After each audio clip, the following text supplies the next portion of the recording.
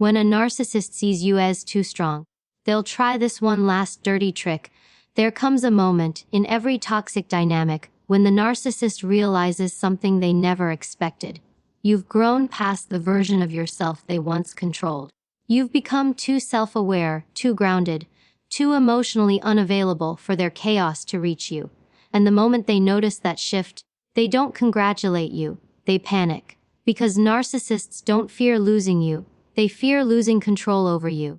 And when they finally understand that you're no longer someone they can intimidate, guilt, or confuse, they resort to one last dirty trick. A final move meant to shake your confidence, reopen old wounds, and make you question the strength you fought so hard to build. This isn't accidental. It's strategic. They want to pull you back into the version of yourself that needed their approval. They want to remind you of who you used to be, because who you are now terrifies them. So before you take that next step forward, you need to know exactly what their last trick looks like and how to stay unshaken when it comes. This moment decides everything. Stay strong, because the real war begins the second you stop playing their game. They twist your strength into a flaw to break your confidence. When a narcissist finally realizes you've become too strong to control, their first and most calculated move is to twist your strength into something negative. They know they can't overpower you anymore, so they go after the next best thing, your self-perception. Narcissists survive through distortion. They bend reality to keep you uncertain, reliant, and emotionally tied to them. So when they sense that your independence is no longer negotiable, when your boundaries are firm, and when your self-worth is no longer dictated by their moods or validation, they don't compliment your growth. They attack it. They make you feel like your healing is a problem, your confidence is ego, and your voice is aggression. The very qualities that protect you start getting thrown back at you like accusations. And that's the trickin'. If they can make you question your empowerment, they can make you small again without ever raising their voice. This manipulation is subtle at first. If you're finally setting boundaries, they'll say you're too cold, or overreacting, or hard to deal with. If you're practicing emotional detachment to protect yourself, they'll call you heartless or dramatic. If you're no longer tolerating disrespect, they'll claim you're too sensitive or impossible to please. The irony is they never minded your traits until those traits became a barrier to their access. Your strength becomes a threat the moment it stands between them and your emotional energy. And make no mistake, they aren't criticizing you because you're wrong. They're criticizing you because you're outgrowing the version of yourself that tolerated them. The narcissist's goal is to create confusion. They want you stuck between who you used to be and who you're becoming. Because when you're in that in-between space, strong but still doubting, healed but still questioning, you're easier to manipulate. They aim to make you wonder, am I being too much? Have I changed too much? Am I pushing people away? That internal conflict is their playground. They know if they can make you feel guilty for evolving, you'll shrink yourself just enough for them to slip back into your emotional space. And the most dangerous part, it works on people who are empathetic, self-aware, and reflective, because you actually care about being fair. The narcissist knows this, and they weaponize that fairness against you. This twisting of strength into flaw isn't random. It's a psychological tactic designed to force you into self-doubt. The narcissist wants you thinking, maybe they're right. Because once self-doubt enters, you begin softening your boundaries, toning down your confidence, and silencing your voice, just to avoid being labeled as the problem. Suddenly, you're managing their emotions again, you're walking on eggshells again, you're shrinking again. And that's exactly what they want, the return of the version of you that was easier to control. This is why narcissists hate your growth. It steals the psychological leverage they depend on. The narcissist will also use projection. They may accuse you of being exactly what they are, selfish, arrogant, manipulative, because if they can assign their flaws to you, they absolve themselves from accountability. More importantly, they trigger confusion. You start defending yourself instead of noticing their behavior. They shift the spotlight off their actions and onto your reaction, making your strength seem unreasonable. You become the problem, simply because you stopped accepting problems. They know that the moment you start defending your character, they regain control of the narrative. Sometimes, they'll even involve others, subtly or overtly. They may speak to friends, family, or coworkers, saying things like, "I don't know what happened. They've changed."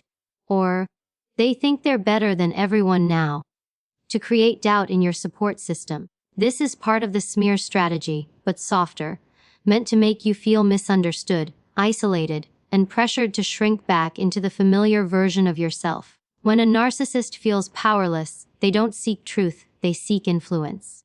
They want to shape how the world sees you, so you come running back to them for validation. But the most dangerous thing they do is try to rewrite your identity. They create labels they know will hurt you, based on your deepest triggers and insecurities. They'll say you're too independent, knowing you fear being alone. They'll say you're difficult, knowing you've always tried to be easy to love. They'll call you selfish, knowing you've built your identity around helping others. This isn't coincidence, it's precision. Narcissists study you not to love you, but to use you. And when they weaponize that knowledge, it's because they've realized your strength is no longer serving them. What they never expect is what happens next. Because once you recognize this trick, once you understand that their criticism is simply a reflection of their lost control, you stop taking it personally. You stop shrinking. You stop explaining. You stop defending. And that's when their tactic collapses.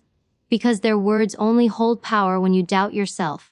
When you don't, the spell breaks. You begin seeing their accusations as confessions of their own fear. You realize that every time they say you've changed, they're really saying, "I can't manipulate you anymore." Every time they say you're too strong, they're admitting, "You're no longer under my control." Their attack is actually your confirmation that you've evolved past their reach. This is the moment where your strength becomes non-negotiable, where your growth becomes your shield, where your clarity becomes your armor. Narcissists twist your strength because they know it's the one thing they can't take away unless you hand it over. And once you decide never to explain your strength again, you become unreachable to their manipulation. Their words become noise. Their tricks become predictable. Their power dissolves. And you, for the first time, become completely untouchable. They pretend they've changed just enough to re-enter your life. When a narcissist realizes you've grown too strong, too emotionally aware, and too self-controlled for their usual tactics to work, they pull out one of the most deceptive tricks in their entire playbook, the illusion of transformation. They don't apologize because they feel guilty. They don't reflect because they've suddenly developed empathy. And they don't change because they've had a breakthrough. They do it because your strength has cut off their supply, and now they're scrambling to regain access. Narcissists perform change the same way an actor performs a role, with precision, charm, and perfect timing. They study what you wanted from them in the past, what behaviors you begged them to fix, what kind of partner, friend, or family member you hoped they would be, and they become that person just long enough to pull you back in. This is not growth, it's a strategy. What makes this tactic dangerous is how believable it feels. You've waited for this moment. You've prayed for it. You've imagined what it would be like if they finally understood your pain, and when they suddenly soften their tone, reach out with vulnerability, or start speaking the language of accountability, it hits your emotional memory. It awakens the part of you that once believed you could help them, heal them, or love them into becoming better. They know this. A narcissist's goal isn't to genuinely evolve, it's to recreate the bond that benefited them. They say the right words, not because those words are true, but because they've worked before. It's the ultimate emotional recycle. This illusion of change usually begins with a moment of calculated humility. They may say, "I've been thinking about everything," or, "I realize now how much I hurt you." Some go deeper. "I've started therapy," or, "I'm working on myself," or, "You were right about everything." They're not admitting fault from a place of growth. They're saying what you need to hear to lower your guard. Narcissists know that accountability from them is your weakness. because you've seen glimpses of their potential and always hoped they'd reach it. They use that hope against you. The moment you soften, they gain leverage. The narcissist's temporary transformation is a performance designed to create emotional conflict within you. They want you wondering whether you're being too harsh, whether they deserve another chance, whether they really have changed. They intentionally blur the lines between manipulation and sincerity, because confusion puts you back under their influence. If you start questioning your decision to walk away, even slightly, they win. And the minute you give them even a small opening, responding to a message, agreeing to meet, listening to their explanations, they slowly begin reattaching the emotional strings you cut. Another layer of this trick is how they mirror the version of themselves you once dreamed of. If you wanted consistency, they suddenly become consistent. If you wanted affection, they shower you with attention. If you wanted emotional presence, they stay up late talking to you candidly. They don't do these things because they genuinely want to build a healthier dynamic. They do them because they know results matter more than intentions in moments of vulnerability. They give you a sample of the relationship you always wanted, but only enough to hook you. It's like offering free perfume samples, knowing once you're attached to the scent, you'll buy the whole bottle. Except in this case, the bottle is empty. But the illusion of change always has cracks, and your strength is what helps you see them. A narcissist's version of accountability never includes long-term consistency. They offer emotional performances, not behavioral transformation. They give you powerful apologies but repetitive patterns. They show temporary improvement, but collapse the moment you stop feeding their ego. They act present when they want something and distant when they feel secure again. Real change requires discomfort, discipline, and self-awareness, qualities that threaten their inflated sense of self. Narcissists don't want to grow, they want to regain control. If you pay attention, you'll notice how their change centers you only when it benefits them. They don't ask how you feel. They tell you how much they've changed. They don't take responsibility. They focus on convincing you they've evolved. They don't repair. They perform. They use emotional intelligence as a manipulation tool rather than a pathway to maturity. And the moment you begin expecting consistency, they slowly revert. The warmth becomes cold. The attentiveness becomes irritation. The humility becomes entitlement. And the cycle restarts, often worse than before. The cruelest part of this tactic is the emotional whiplash it creates. They take advantage of your compassion, your hope, and your desire to believe that people can grow. When you start trusting again, they sense it. And that's when they pull the switch. The mask slips. The old behavior returns. And suddenly you realize the changed version of them was never real. It was bait. And now you're left feeling foolish, disappointed, and betrayed all over again. This is why the final illusion of change is so damaging. It hits the softest parts of you, the parts that wanted to believe they were capable of love. But here's the truth you need to hold on to. The way they act when they fear losing you is not who they are. It's who they pretend to be when their power is threatened. Real change doesn't vanish once they feel secure again. Real change is consistent, humble, and self-driven, not triggered by losing access to you. A narcissist's version of change is temporary, emotional, and strategic. It ends the moment they get what they want. The strongest thing you can do in this moment is trust your growth over their performance. Trust the version of yourself that walked away, not the version they're trying to recreate. Trust the discomfort of letting go rather than the comfort of being fooled. Your strength is not the reason they're changing. Your strength is the reason they're pretending. And once you understand that, their illusion loses its power. You stop craving their transformation because you no longer need it to validate your healing. You don't want the changed version of them. You want your peace. And peace never requires you to question your reality. They use a victim story to pull you back into their world. When a narcissist realizes that their control over you is slipping, that your strength is no longer something they can manipulate, their next move is one of the most emotionally deceptive tactics of all. They suddenly become the victim. It's a strategy built on emotional guilt, designed to exploit the empathy they know you still carry. They understand that your compassion has always been your soft spot, and the moment they see you stepping into your power, setting boundaries, going silent, detaching, they rush to present themselves as wounded, misunderstood, or abandoned. This switch from aggressor to victim is not sincerity. It is intentional psychological bait.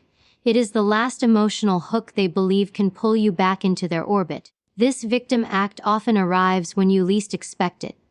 When you've finally gained clarity, when you're no longer reacting to their chaos, when your silence becomes louder than your words, that's when they crumble into fragility. They will say things like, "I'm going through so much right now," or, "I feel like no one cares," or, "I never thought you'd leave me when I'm suffering." Suddenly the same person who dismissed your tears, minimized your pain, and invalidated your feelings becomes the one in crisis. They start portraying themselves as fragile, lonely, heartbroken, or misunderstood. But this is not vulnerability, it's manipulation disguised as vulnerability. They want to evoke your instinct to help, to heal, to comfort, because that instinct once kept you under their control. The narcissist's victim story is crafted with precision. It's never random. They know exactly what tone to use, which words will trigger your empathy, and which memories will weaken your resolve. If they know you struggle with guilt, they'll imply you've abandoned them. If they know you hate conflict, they'll cry or break down to avoid accountability. If they know you fear being heartless, they'll paint your strength as cruelty. And if they know you have a nurturing nature, they'll position themselves as someone who desperately needs you. This tactic is powerful because it doesn't attack your strength, it attacks your softness. What makes this trick so dangerous is how believable it feels, especially if you once cared deeply for them. The narcissist suddenly becomes emotional in a way they never were before. They may send long messages full of pain and self-reflection. They may talk about how life has taught them a lesson. They may even admit to being flawed, but they frame it in a way that makes you feel responsible for their healing. They say just enough to seem sincere, but not enough to show true accountability. It's a performance of self-awareness, not actual self-awareness. They're not trying to heal, they're trying to hook you. The moment you soften, they know the door has opened. If you respond with empathy, they feel the shift. If you ask if they're okay, they feel the opening. If you reassure them, even slightly, they sense that their tactic is working. And once they regain emotional access to you, the dynamic slowly resets. They stop looking like the victim and start acting like the narcissist again. Your strength fades into the background as your focus shifts back to their needs. The storyline becomes about them. Again. The attention, the emotional labor, the support. It all flows back to them, and you, without realizing it, are once more playing the role they depend on: caretaker, comforter, stabilizer. One of the most manipulative aspects of this tactic is how they weaponize your empathy against you. Narcissists know you are the type of person who doesn't walk away from broken people. They know you believe in compassion, healing, second chances, understanding. So they pretend to be broken. They pretend to need saving. They pretend that losing you is unbearable, not because they love you, but because losing access to your emotional energy threatens their ego. Their tears aren't about you, they're about control. Some narcissists take the victim act even further by exaggerating or fabricating crises. They will hint at health issues, financial struggles, emotional breakdowns, or devastating life events. They may say they can't sleep, can't eat, or can't function without you. They may imply self-harm or hopelessness. It's a dark tactic, but it's meant to create urgency and shock you into returning. They use crisis as a manipulation tool because crisis forces quick emotional reactions. They want you responding emotionally, not logically, because the logical version of you sees right through them. But the victim's story always exposes itself eventually, because narcissists cannot sustain vulnerability for long. Being a victim requires humility, honesty, and self-reflection, traits they lack. Soon enough, the cracks appear. Their story shifts depending on who they're talking to. Their helplessness disappears when they're in front of someone they want to impress.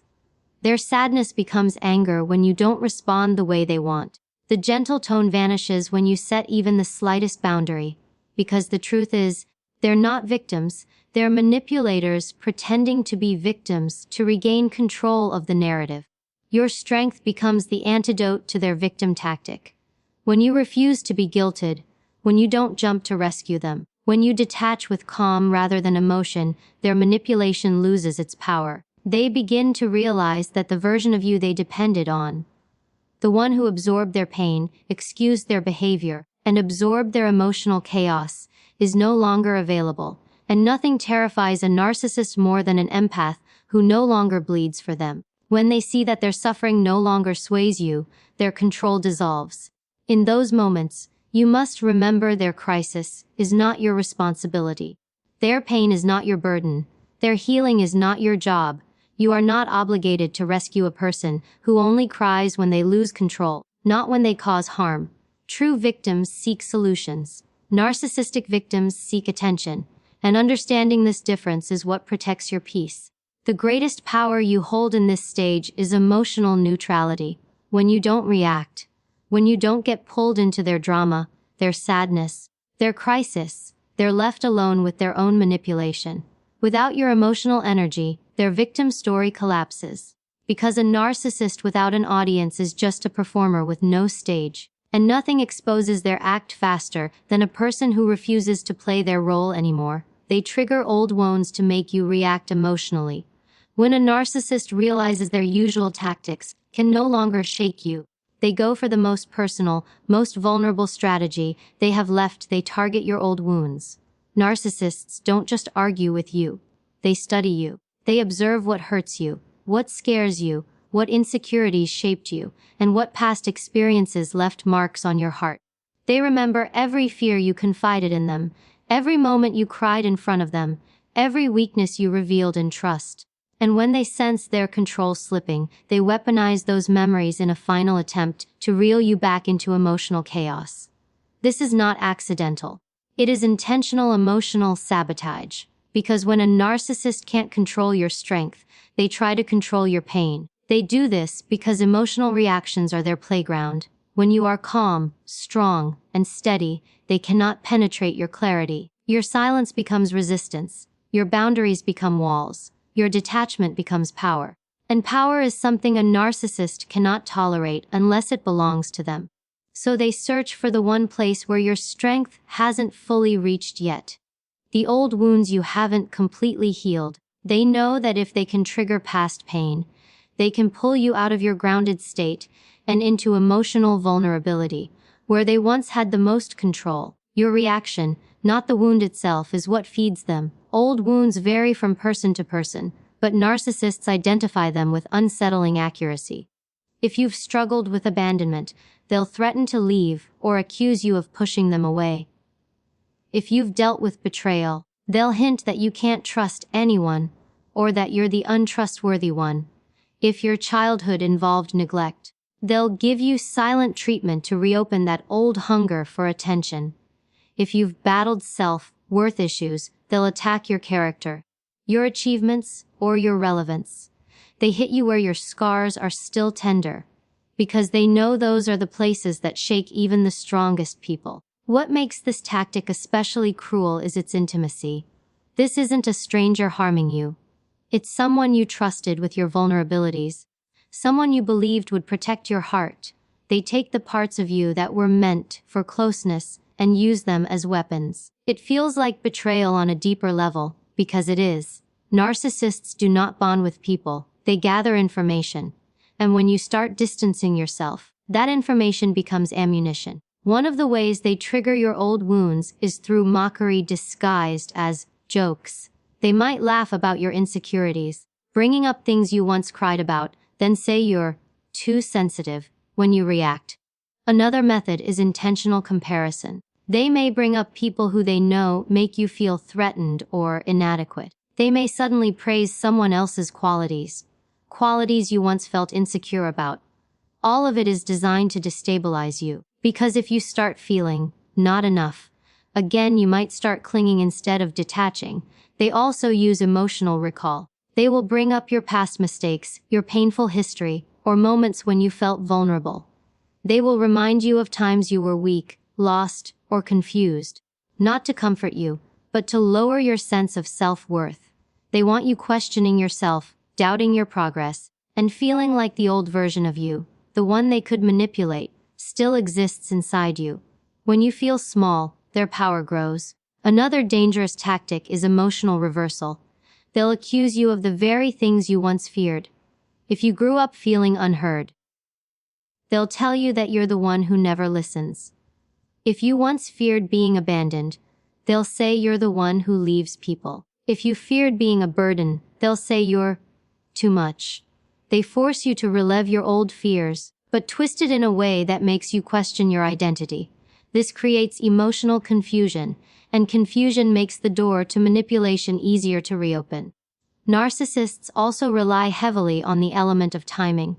They trigger your wounds when you're already stressed, when you're busy, when you're emotionally tired, or when you're vulnerable. They wait until your guard is down. They strike when you least expect it, because surprise weakens emotional resilience. Their goal isn't just to hurt you, it's to catch you off balance so you react impulsively rather than logically. An emotional reaction is their ticket back in. But here's what narcissists don't anticipate: your growth eventually reaches the wounds they're trying to weaponize. Yes, those wounds hurt. Yes, their attacks can stir up old feelings. But the more you heal, the more you recognize what they're doing. You start noticing patterns. You start connecting their attacks with their loss of control. You start seeing every trigger not as a reflection of your weakness, but as a reflection of their desperation. And that recognition is powerful. Healing doesn't mean the wound never existed. It means the wound no longer owns you. And narcissists hate this. They hate when you respond with calm instead of chaos. They hate when you refuse to defend yourself. They hate when their words no longer create storms inside you. Because once they can't control your emotional reactions, they have lost the last access point to your soul. A narcissist without emotional leverage is powerless. The greatest strength you can show in this moment is emotional neutrality. Not coldness, neutrality. You don't react. You don't explain. You don't defend. You don't give them what they want, a reaction that pulls you back into the old dynamic. You respond with silence, clarity, or simple boundaries. And each time you do, you close another door they once had access to. When they trigger old wounds, they want you to forget your progress. They want you to feel who you used to be, not who you've become. But your evolution is stronger than their tactics. You've grown into someone who recognizes manipulation disguised as intimacy. Someone who knows the difference between love and control. Someone who sees through emotional traps that once kept you tangled. Someone who refuses to let old pain override new wisdom. The truth is, narcissists cannot destroy healed wounds. They can only poke at scars, hoping you still identify with the pain. But the moment you stop giving life to the old narrative, their power disappears. You become anchored, self-aware, and emotionally untouchable. And they become exactly what they fear most: irrelevant. They launch a final, shock attack to push you back into submission. When a narcissist sees you stepping into your full power, detached, self-aware, emotionally grounded, they realize that subtle manipulation, guilt trips, and false promises are no longer enough. So they resort to their final, most explosive tactic: the shock attack.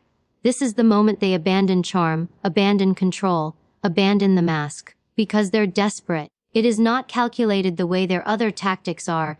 It is chaotic, sudden, and intense, and it's designed to overwhelm your nervous system.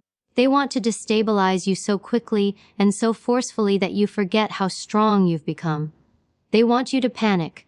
They want you to break. They want a reaction, any reaction, that gives them emotional access to you again. A shock attack can take many forms. Sometimes it comes as unexpected rage, explosive insults, yelling, accusations, or dramatic confrontations. Other times it's cold cruelty. They block you instantly, smear your name, humiliate you publicly, or suddenly discard you as if you meant nothing. They might ghost you abruptly after begging for your attention.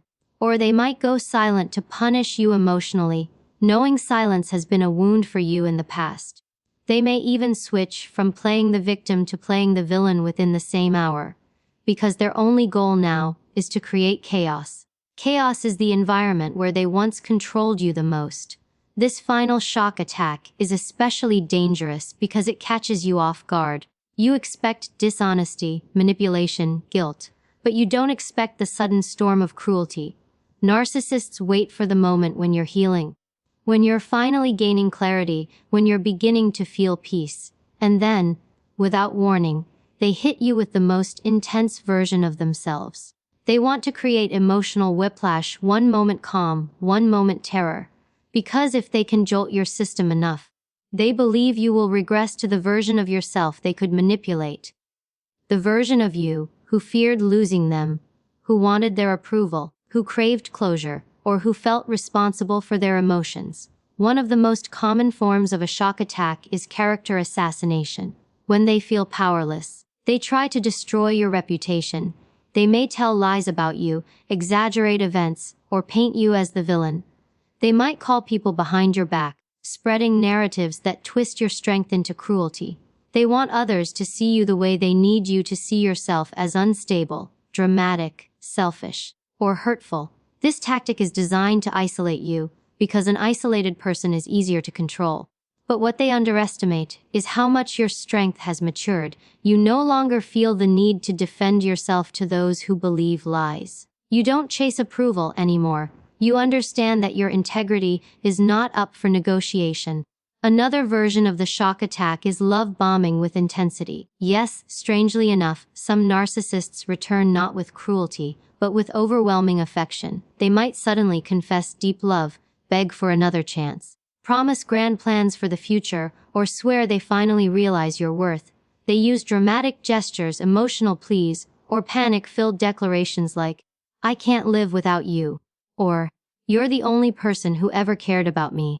It's not love, it's desperation. And the more intense the gesture, the more desperate they are. They want to override your logic with emotional shock. But because you've grown stronger, you now see that intensity is not sincerity, it is manipulation turned up to maximum volume. Some narcissists launch shock attacks through sudden withdrawal. They may disappear completely without warning. They believe that by abandoning you abruptly, you will chase them, question yourself, and spiral emotionally. They want you to feel the fear of loss, the confusion of silence, and the craving for closure. They know that silence used to break you. They're counting on the old version of you reacting. But they forget something important. When you've healed, silence becomes freedom. It becomes peace. It becomes a blessing, not a punishment.